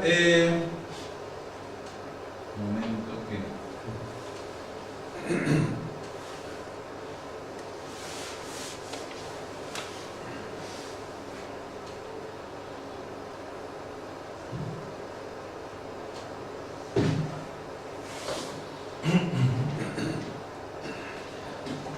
Vale, fijaros, mira, este fue, digamos, el primer ejemplo que yo conseguí echar a andar, en el que ya por fin ya no era poner un hola mundo, sino era hacer una red neuronal que solucionara un problema concreto. Ahora voy a enseñar qué problema era y la red neuronal lo aprendió y lo resolvió, ¿vale? Entonces, hay una palabrita que quiero que os acordéis, es un truco que os digo, pero hay una palabrita, la mayoría de los ejemplos que hay por internet de Google, se utiliza la palabra multilayer perceptron, que significa una capa, o sea, multicapa, perceptrones multicapa, ¿vale? Entonces, si buscáis esa palabra en Google, os van a salir un montón de ejemplos en los que se están utilizando redes neuronales hechas en TensorFlow, ¿vale? Entonces, la mayoría del código es copiar y pegar esos ejemplos que se publicaron. El desafío que yo quería era encontrar un ejemplo original, intentar aplicarle el código de TensorFlow y ver si me lo resolvía. Es decir, bueno, quiero hacer mi primera red neuronal con TensorFlow y ver si funciona. Y no voy a copiar la de todos estos señores, que a ellos les va muy bien, pero yo no tengo ni idea de cómo lo han hecho, ¿vale? Bien, entonces hay un ejemplo en YouTube que es muy bueno.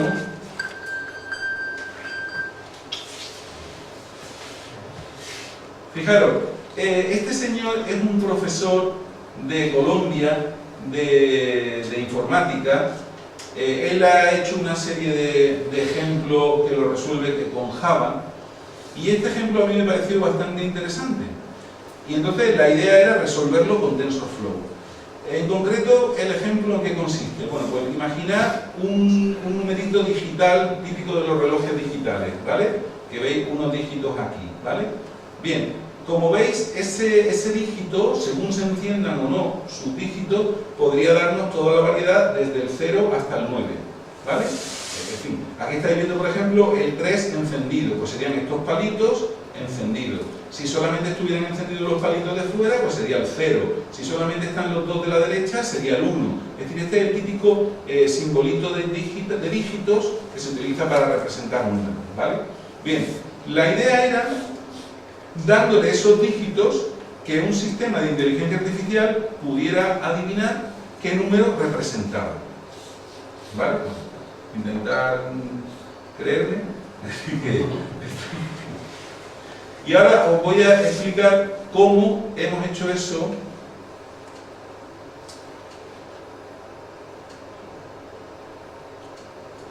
Fijaros, cuando veis también los ejemplos de TensorFlow, vais a ver que es un código muy complicado, que llaman a instrucciones complicadas, que no sabéis lo que funciona.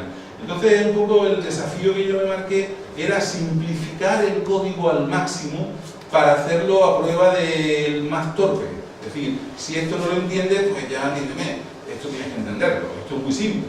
Entonces, fijaros, en 5 líneas de código, 6 líneas de código, vamos a resolver una red neuronal. Entonces, imaginaros que cambiando estos parámetros que os voy a enseñar, podéis ya resolver, ya tenéis la herramienta, os voy a dar la herramienta para resolver cualquier problema no muy complicado de inteligencia artificial, ¿vale? Es decir, aquí tenéis ya un ejemplo que es copiar y pegar algo simple que funciona, ¿vale? Entonces, fijaros, Python permite romper un ficherito en dos, que luego lo puedo unir, sería como el include de hardware, y se llama import. Entonces yo tengo un fichero aparte, que ahora lo voy a enseñar, que se llama TensorFlow Neural Network, es una red, o sea, es una clase que yo he creado en Python, que ahora veremos lo que hace, pero que básicamente construye dinámicamente cualquier red neuronal que le pidamos. La construye él. Y yo lo que le doy es un array de entrada. Los corchetes en Python es como las llaves en hardware, ¿vale? Eso es un array multidimensional, sabemos perfectamente lo que es, ¿vale? Y el array outputs es un array de las salidas que va a dar el sistema, ¿vale? En realidad, ojo, lo que estamos haciendo aquí es aprendizaje supervisado. Yo le digo, estos son los dígitos, esto es lo que yo quiero que aprendas. Y ahora te voy a entrenar para que lo aprendas. Pero bueno, ahora lo vais a entender. Fijaros, aquí tengo a la derecha el numerito digital que hemos visto, ¿vale? En ese vídeo, ¿no? Entonces, aquí tengo todos los casos que se pueden dar arriba con el número digital. Por ejemplo, en la primera línea estamos representando el dígito cuando pinta un 0. En la segunda línea cuando pinta un 1. En la tercera cuando pinta un 2, ¿vale? Son en total los 10 casos, ¿vale?, que pueden presentarse como posibles entradas, ¿vale? Bien, en el segundo caso yo he puesto cuáles son las salidas que yo espero. Pero fijaros, yo no estoy ahí poniéndole... esto es otra cosa que me cuesta bastante entender en las redes neuronales. Si yo espero, por ejemplo, un número 9, porque yo quiero que me diga, bueno, pues esta representación es el numerito 9. Yo no le digo que espero el 9. Yo lo que tengo es un array de arrays en el que le doy un valor diferente a cada caso, una etiqueta diferente a cada caso. Entonces, digo, bueno, pues para el caso 0, esta es su etiqueta, que sería un 1 en binario, o sea, un numerito en binario. No sé si entendéis lo que quiero decir. Las redes neuronales, por las fórmulas matemáticas con las que están hechos, solamente trabajan con números de 0 al 1. No puedes pedirle que te dé el número 124, no te lo va a dar. Siempre te va a dar números del 0 al 1, ¿vale? Entonces, las salidas que yo espero, yo las marco del 0 al 1. Ojo, sí me puede dar decimales. O sea, por ejemplo, me podría dar 0,3274, 8, 9, lo que sea, pero siempre en el rango del 0 y el 1. Siempre. Trabajan en ese rango, ¿vale? Bueno, pues fijaros, este código que se parece mucho a Harwood, yo lo que le digo es, voy a construir una red neuronal, le he puesto la O de objeto neural network, objeto red neuronal, llamo a la clase neural network, al método view, y fijaros lo que le voy a pasar. Lo que le voy a pasar es lo que se llama la topología de la red. ¿Qué significa la topología? Significa el diseño de red con el que voy a trabajar. Entonces, lo que le estoy diciendo aquí es, quiero una capa de entradas de 7 perceptrones. El 7 significa, quiero una primera capa input de 7 perceptrones. Quiero una capa intermedia oculta de 12 perceptrones y quiero una capa de salida de 10 perceptrones. ¿Por qué quiero una capa de entrada de 7? Porque tengo 7 elementos de input. La capa intermedia se puede poner las que sea, y es más, se pueden usar múltiples capas intermedias. Y ahora os explico el problema que esto conlleva. Y por último, yo digo, ¿cuántos valores me va a representar esta red neuronal? ¿10 posibles soluciones? 10 outputs. ¿Veis qué significa? O sea, yo le digo, ¿cuántos inputs tiene mi sistema? 7. Imaginaros que un cliente vuestro dice, mira, tengo un problema en el que hay 18 parámetros de entrada que pueden cambiar. Y luego al final esto me tiene que dar 5 resultados. Vale, tú ya sabes que la red de entrada son 18 en inputs. Y luego ya veremos cuántas capas intermedias y la salida, las que me ha pedido, las posibilidades que vamos a estudiar. O sea, que me plantea ya el cliente. Quiero que imaginaros un ejemplo. Hay un ejemplo que se hizo famoso, que era una fábrica de pepinos en la que los pepinos salían de distintas formas y esa clasificación se hacía a mano. Con TensorFlow lo que hacían mediante una cámara de vídeo era, salía el pepino en la imagen, decían que este es de la categoría 2 y daban instrucciones a una máquina, un autómata, que los clasificaba para un lado, para otro, y hacían toda la clasificación ya por inteligencia artificial. Es decir, número de entradas, ya veremos cuántas capas internas, ahora explico ese problema, y número de salida. ¿Qué vamos a catalogar? Una cosa que tiene 5 tipos diferentes, hay 5 tipos de salida. ¿Y cuántos tipos de entrada hay? Lo que sea. ¿Entendéis? Vale. Le digo a la red neuronal que aprenda, le digo estas son las entradas y estas son las salidas que espero, y luego le doy las entradas nuevamente para ver si ha aprendido, para ver si me da el resultado esperado. ¿Vale? En este caso, lo que habéis visto antes, ha aprendido 500 veces, lo he tenido entrenando, y luego me ha dado los valores que él ha aprendido para cada una de las entradas. Es decir, para cada una de estas entradas, él me ha dicho los valores que le han salido, y efectivamente ha dado los valores esperados. ¿Vale? Bien, ¿por qué esto tiene el problema? ¿Por qué esto tiene el problema de...? ¿Por qué hay una capa intermedia que no se sabe qué puñeta hay ahí? ¿Vale? Bueno, Google ha sacado este año, lo anunció en febrero, y hace unos días ha vuelto a publicar una noticia al respecto. Google ha desarrollado un nuevo autómata, un nuevo sistema que le ha llamado AutoML, Auto Machine Learning. ¿Vale?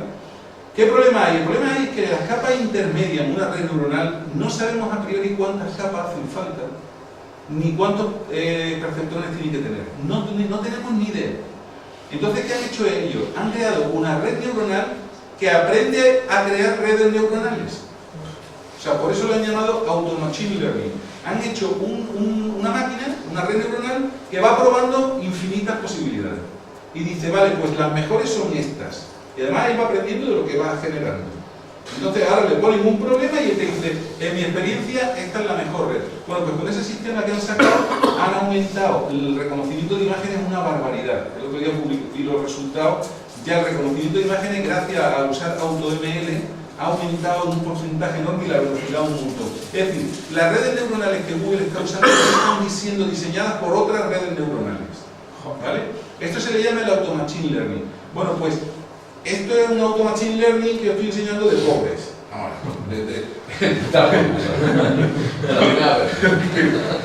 nosotros lo hacemos en plan modosito porque te quiero decir, tú dices, mira, yo sé que tengo 7 entradas y tengo 10 salidas.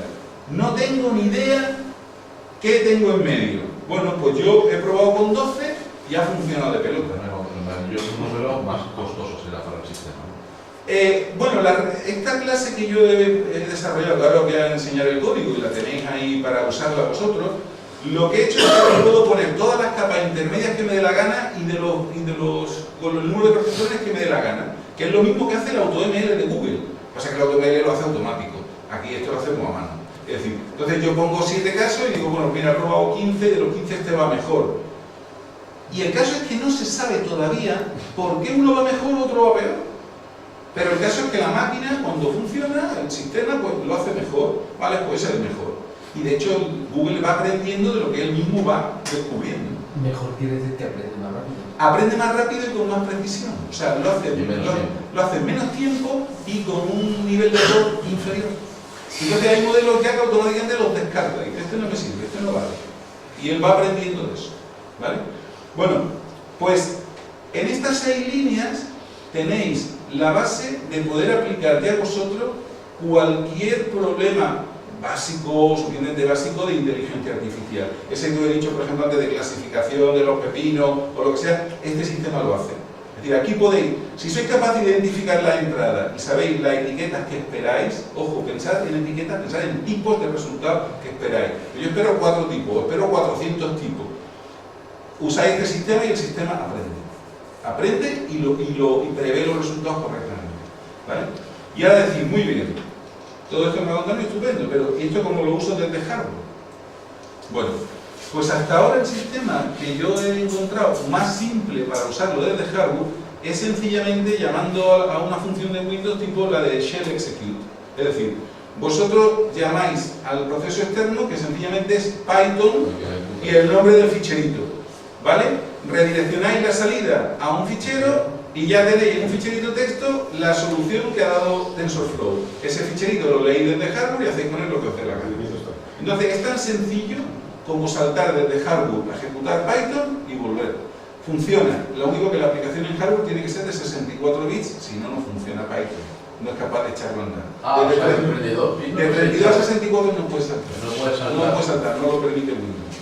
Da error. Da error, no carga la DLL, como 32 funciona en un espacio suyo virtual que configura Windows. Llamando al CMD Yo no lo 64. CMD 32 y CMD 64. Yo no lo he conseguido porque las DLL en realidad funcionan en el mismo espacio de memoria de la aplicación principal. Tú estás en un espacio de 32, no puedes acabar llamando una DLL de 64. Yo no lo he descubierto, igual alguno encuentra una fórmula, pues que la comparta. Pero hoy por hoy yo no he encontrado la forma de hacerlo. Si en vez de llamarlo hardware, lo llama Python, y tú haces la llamada al programa Python. Lo intenta, es decir, si tú desde 32 bits intentas como sea llamar a 64, no funciona. Porque finalmente la DLL se ejecuta en tu espacio de memoria. Y tu espacio de memoria es de 32, no es de 64, entonces no va.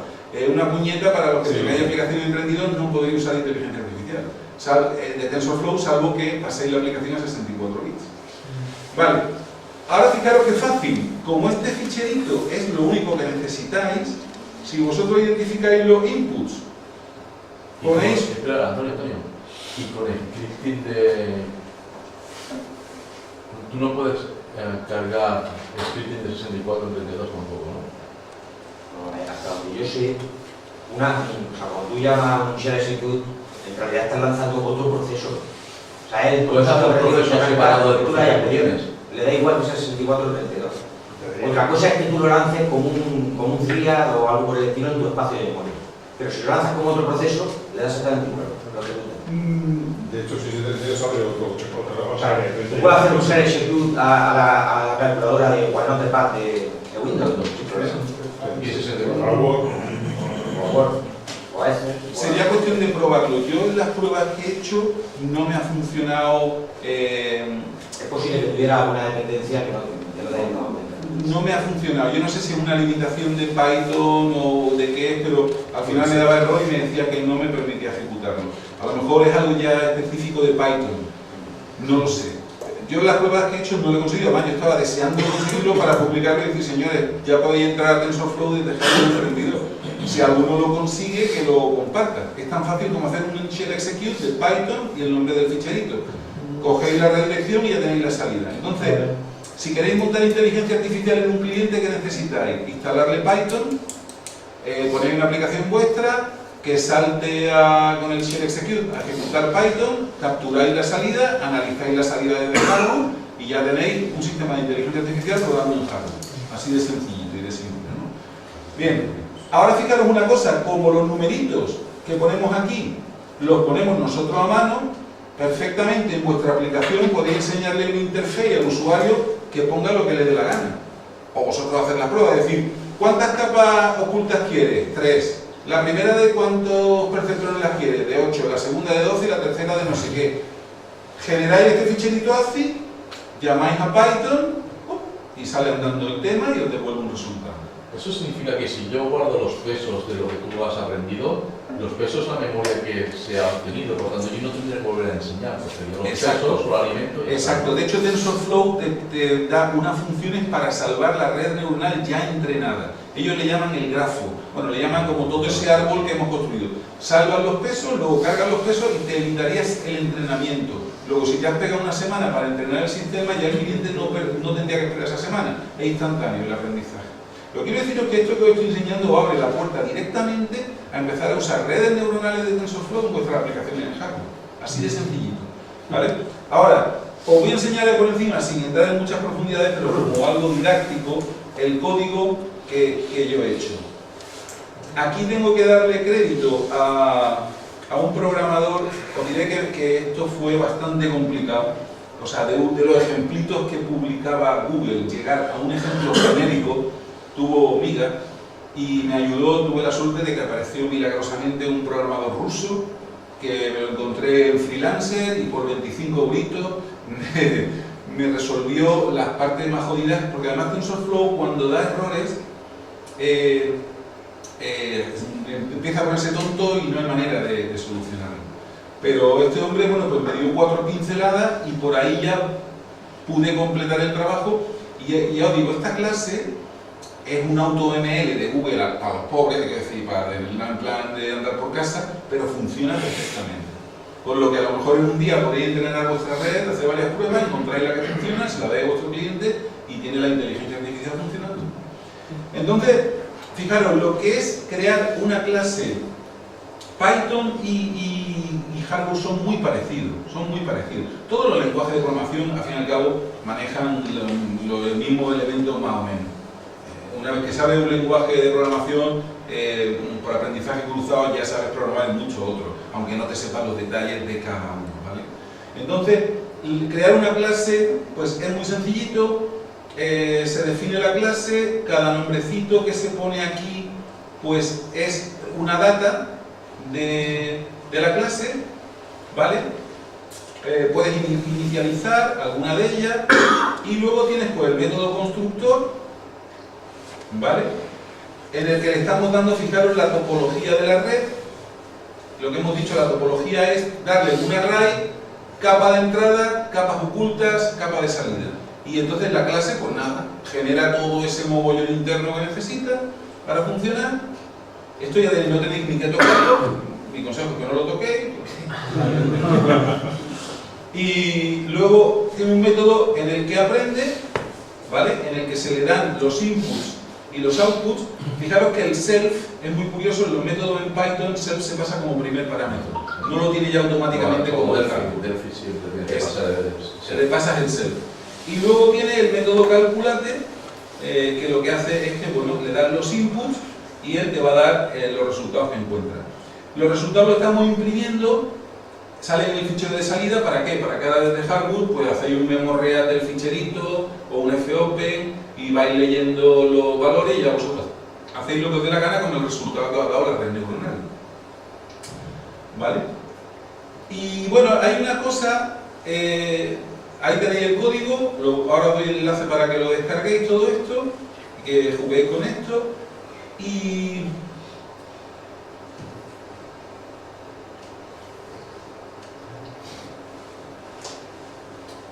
fijaros una cosa, esta clase, para el que tenga ganas de echarle un ratito más y se pique con el tema, fijaros que yo he calculado, yo ahí estoy proporcionando un array de outputs, ¿vale?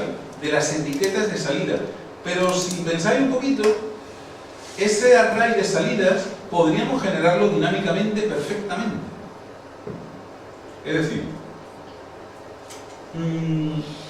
si os dais cuenta, los inputs que yo tengo para cada caso son 7 dígitos, pero ¿cuántos tipos diferentes de inputs tengo?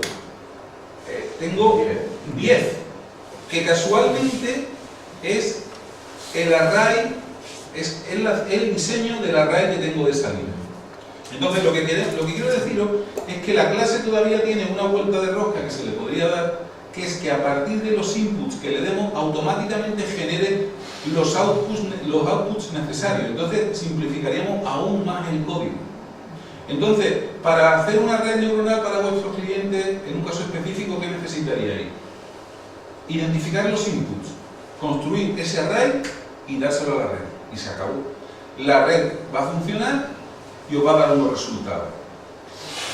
¿Con qué tendríais que jugar? Con el número, con las épocas. Es decir, pues entréname el sistema 500 veces, o entrénamelo 1000 veces, o 2000 veces, y luego las capas intermedias probar algunas diferentes. Pero como este fichero lo podéis generar desde hardware, o sea, generar un fichero ASCII, cambiáis ahí los valores, llamáis al Python, hace los cálculos, os da el resultado, lo pilláis y ya tenéis el resultado de la red neuronal en hardware.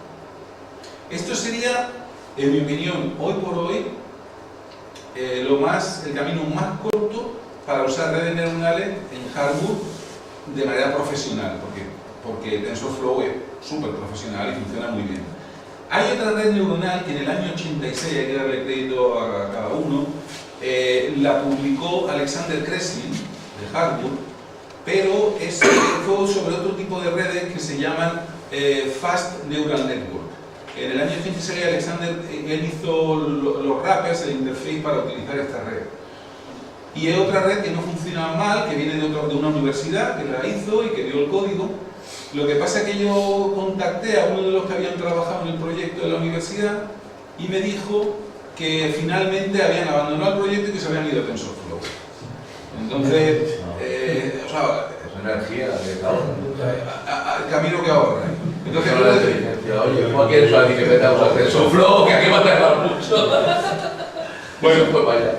Entonces, ahí tenéis un ejemplo funcionando muy simple de red neuronal que podéis adaptar a vuestra... ¿Esto puede funcionar en Java? Sí. Va. De hecho, a quien esté interesado, tengo también una red neuronal funcionando. Podríamos hacer, para hacer este camino, en vez de hardware, podríamos hacer un web service en Java que tú le enviaras los inputs y los outputs con un JSON y te diese la respuesta. ¿No? Sin problema. Ya no tendrías que iniciar ni Python ni nada. Yo digo una cosa, yo cuando hice esta clasecita, que me pegué una semana para que saliera andando sin errores, os digo que lo publiqué por Twitter, porque hay una comunidad importante de gente en Python y en TensorFlow, y dije, señores, aquí tenéis una clase que genera dinámicamente cualquier tipo de red neuronal básica sin tener que programarla. Y yo un poco lo vi esto como una panacea, dijo, joder, a mí me hubiera gustado encontrarme esto. Ni un comentario. Entonces, una de dos, o los que están ahí metidos son muy listos, o son muy tontos, o están analizando todavía. o nadie se ha enterado de nada. No, los pepinos se van por otro lado.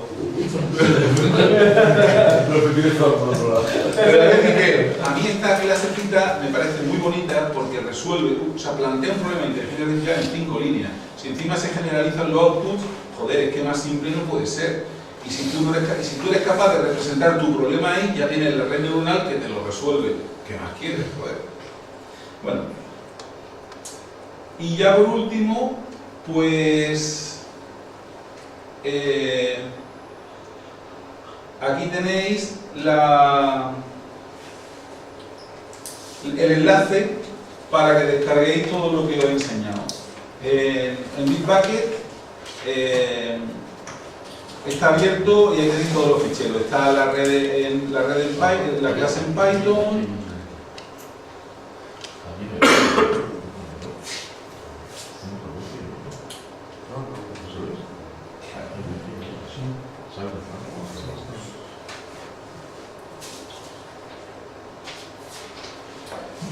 Bueno, puedo seguir enrollándome, pero yo creo que ya bastante matraca he dado para la mañana, ¿no?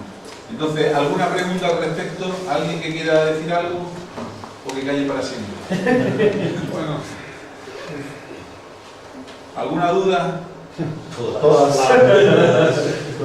Antonio, lo de reconocimiento de imágenes, me imagino son redes neuronales, se podría acceder, o sea, cómo se le enseña a una red neuronal que lo que está viendo es un zapato, una utilidad práctica, que le mandas una foto de un producto y sepa catalogártela. Es un zapato de color azul que está... Eso está hecho, de hecho he comentado el trabajo, vamos a ver, Cristóbal identificó súper bien el interface que va a hablar de eso, del API. Es decir, Cristóbal se ha currado a tope el interfaz REST que usa Google, ¿vale? Una vez que se le ocurrió, y chapó por el trabajo que ha hecho, a mí me pasó una clasecita ya totalmente encapsulada y tal. Yo derivé de esa clase la G-Vision, Google Vision, y no sé si tengo aquí el ejemplito, tengo que ver a ver si lo tengo, pero en Austria enseñamos cómo reconocía sin problema a James Bond, a la chica de James Bond, y bueno, nos estuvimos divirtiendo allí con toda la historia, ¿no? Y es verdad que ha mejorado mucho el reconocimiento, por los algoritmos que últimamente se han implementado por parte de Google. La velocidad... Sí, mira, lo tengo aquí, si queréis lo voy a enseñar. Espérate, ¿eso lo puedo enseñar? Sí, lo puedo enseñar, venga. Rapidito, y tenemos todavía un minutillo. Fijaros, vamos a ver, esto ya vamos a ver un poquito de cosas ya de más relajadas, ¿no? No tanta teoría. Ahí está, ¿eh?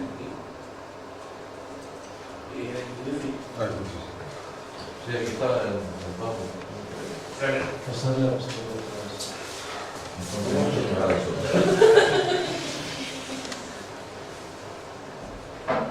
Vamos a ver, lo que hemos dicho es que todos es decir, el motor que está usando Google es TensorFlow, pero ellos han creado unos APIs por encima para ya sacarle rentabilidad y ganar dinero. Entonces vosotros ya podéis, súper fácil, lo vais a ver ahora, engancharos a estos APIs y usarlos desde vuestra aplicación en hardware. Vais a ver la maravilla, cómo reconoce imágenes, cómo hace auténticas filigranas, ¿no?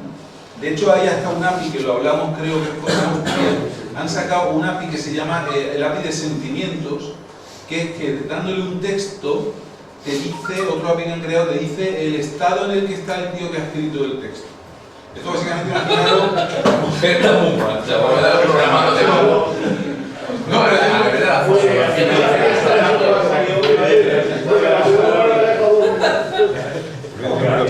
Sí, pero imaginaros por un momento que estáis en un call center y un señor manda un email en el que propone una queja. El sistema podría decir, este señor está contento, este señor está satisfecho, este señor tiene un cabreo de 1000 demonios. Es decir, él de un texto ya le dice en qué estado está la persona que lo ha escrito. O sea, están haciendo auténticas filigranas y todo eso lo venden, entonces tú desde tu aplicación lo usas. Fijaros, este es el API de visión, ese es el API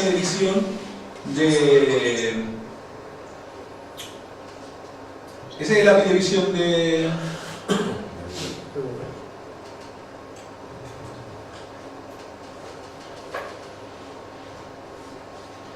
Vamos a hacer un pequeño ejemplito que os va a gustar. Los APIs que ha creado Google, basado en TensorFlow, te dejan usarlos desde...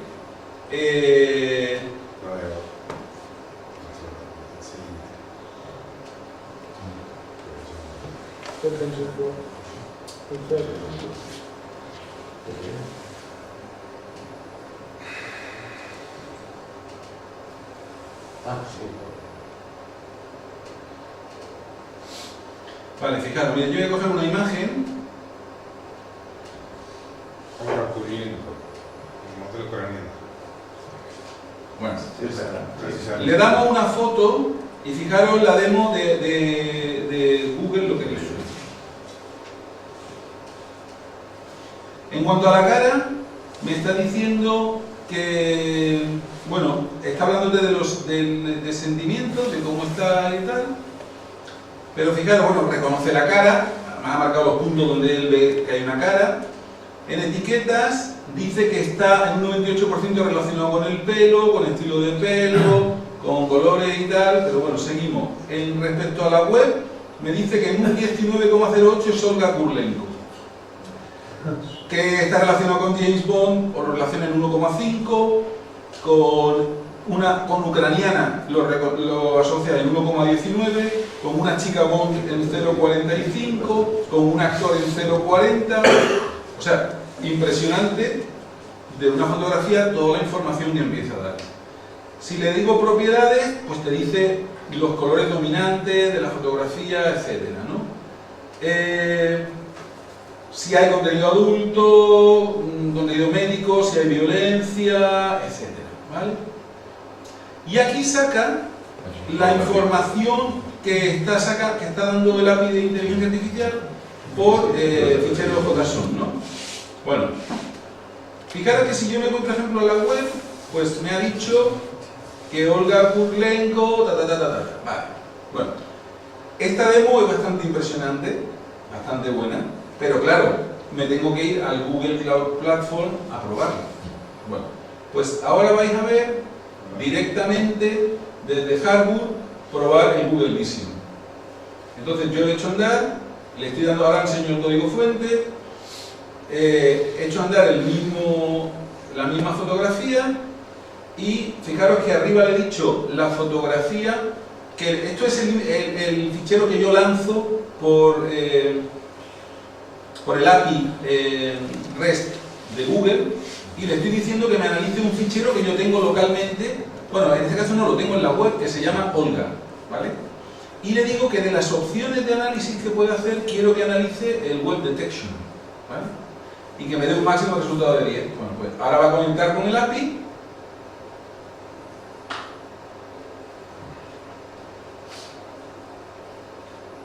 Vale, pues ahora mismo no puede. Dice que ahora mismo no puede. Vamos a intentarlo otra vez, porque hace un momento lo ha dicho, pero vamos a intentarlo.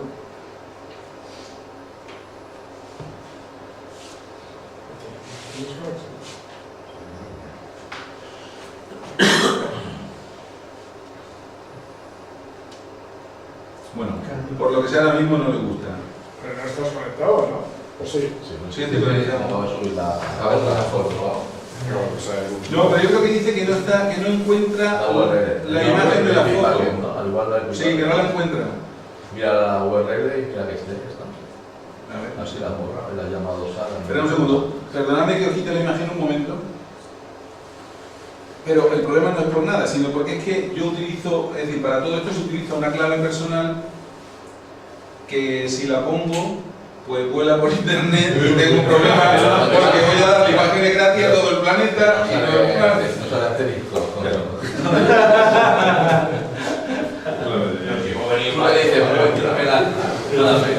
Antonio ahora te va a llamar a alguien para que salga hasta abajo. Claro, pero un momento. Tú ves ahí el ordenador encendido. No, es que no puedo, efectivamente. Bueno, espérate, voy a poner lo que no se vea la clave, porque si no tengo un problema. Sí, voy a quitarlo. Como la dice Miguel, yo se lo digo de ahí. Tiene que ser con nosotros, por ahí.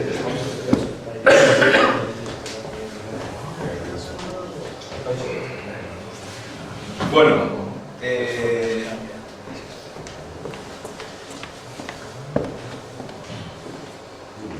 un minuto a ver si cambiando la dirección puedo llegar a la foto. Para si no está bien.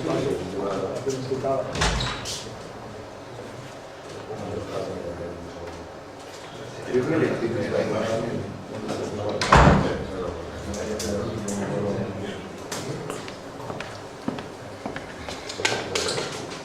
No sé, debe ser un error porque la foto está, pero por lo que que sea no le gusta, hoy no querrá conectar. Este ejemplo lo vimos en Austria, Andrés y Miguel están de testigos, en fin, y funcionó. Pero bueno, por lo que sea, hoy no quiere conectar con el servidor. Te voy a intentar una vez más y ya está.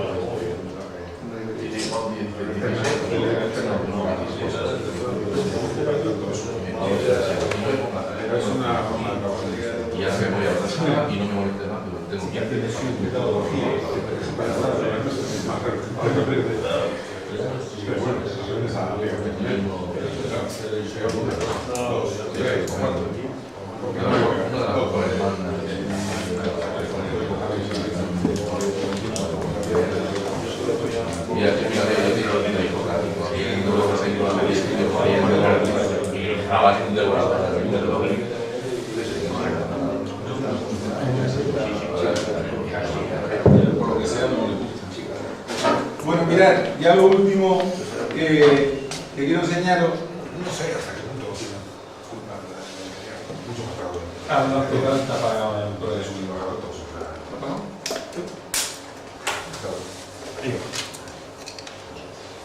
Hasta ahora. Vale, bueno, fijaros, para usar este API de visión de Google, y este es solamente uno de los APIs de inteligencia artificial que proporciona Google, es tan sencillo como que llamamos a la clase de Google Vision, activamos el objeto y llamamos a OVision Annotate, y ya eso hace la comunicación con el server REST de Google y da los resultados. Funcionar funciona, pero bueno, os digo que hay quitado una línea en la que te identificas con tu clave personal, que además es una clave que es de pago. Y quiero decir que te cobran, es decir, no sé si te dan 1000 o X miles de veces gratuita, pero a partir de ahí te facturan. Entonces tenés que tener cuidado porque si la clave la pones en internet, pues la has liado. Y nada más, estos son ejemplos de APIs muy sencillitos que podéis utilizar desde vuestras aplicaciones en hardware. Estas clases las ha desarrollado Cristóbal y se incorporan a FibeWin. Pero vamos, el que necesite ya solamente lo que es la utilidad de estos APIs, pues tira por aquí, y el que necesita a lo mejor resolver un problema que ya no tiene que ver con estos APIs, sino específico, tiene las clases en Python para poder resolver un problema a un cliente de inteligencia artificial. Por mi parte nada más, espero que haya sido de vuestro agrado y que no haya sido muy pesado. Muchas gracias.